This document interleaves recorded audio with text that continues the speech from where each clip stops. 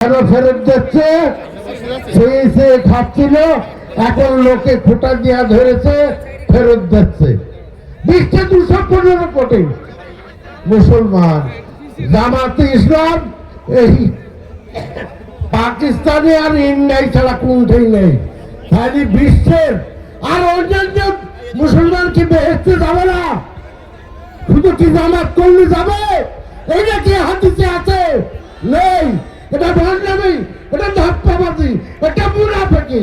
এবং আমাদের প্রত্যেকের মা বউ বোনদের বলতে হবে, এই যে তালিম করার নাম করে তোমাদের ওয়াদা করাচ্ছে, পাল্লার নেবে মোনাজাত করাচ্ছে, এইটাকে ঘৃণা করেন এবং এই মুনাফিকির তালিম বাদ দেন, পরিত্যাগ করেন।